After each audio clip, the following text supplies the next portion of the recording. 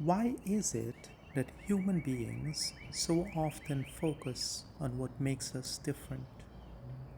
Different religion, different culture, different language, different skin color, different food, different clothing, different customs and traditions. We notice these things quickly.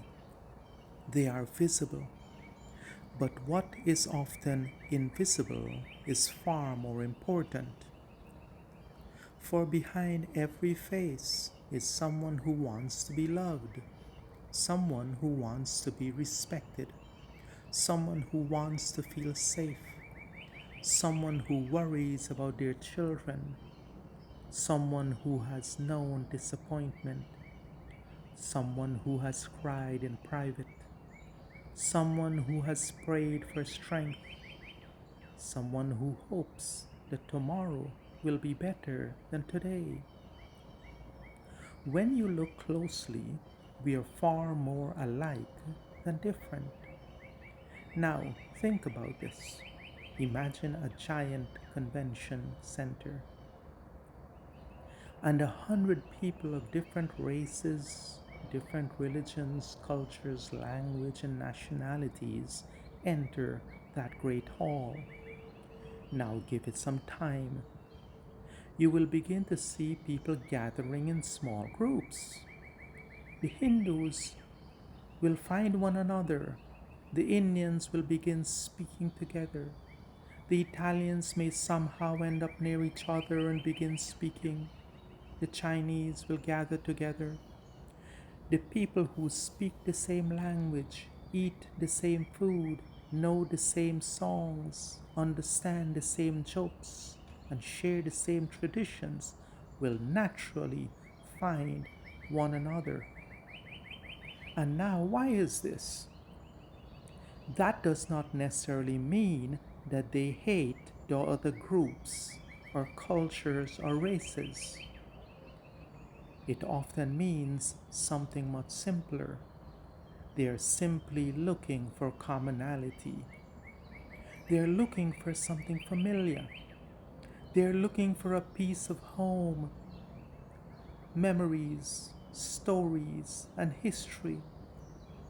A familiar language, a familiar prayer, a familiar meal, a familiar way of laughing, a familiar memory of childhood or the childhood villages.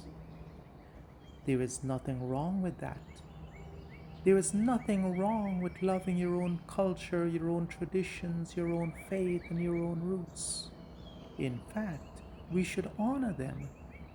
A tree without roots cannot stand, but roots are meant to hold the tree firmly in the earth. They are not meant to make the tree hate the other trees in the forest.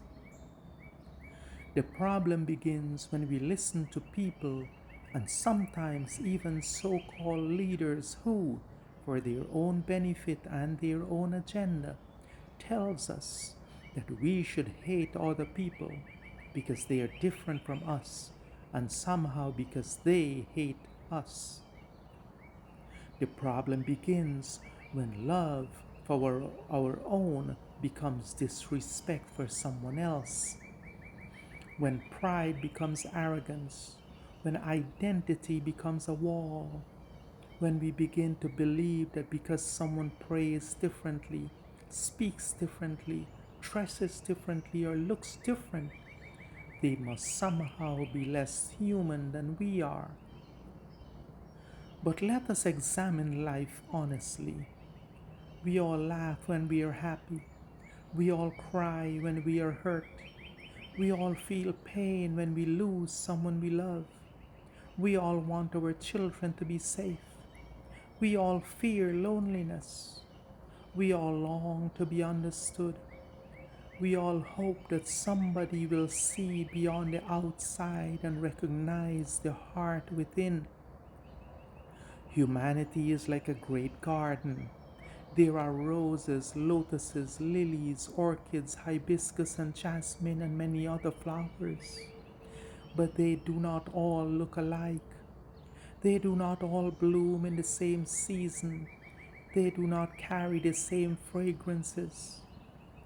But the garden is beautiful precisely because every flower is different and allowed to bloom. Imagine how foolish it would be for one flower to say, because I am beautiful, every other flower must be ugly. That is not wisdom. That is insecurity wearing the cloth of pride. The world does not need us all to become the same. It needs us to learn how to see one another with respect. So let religion give us humility. Let culture give us roots. Let language give us music. Let our differences become opportunity to learn rather than excuses to divide. Because beneath the skin, beneath the labels, beneath the customs, beneath the names, there is one human heart.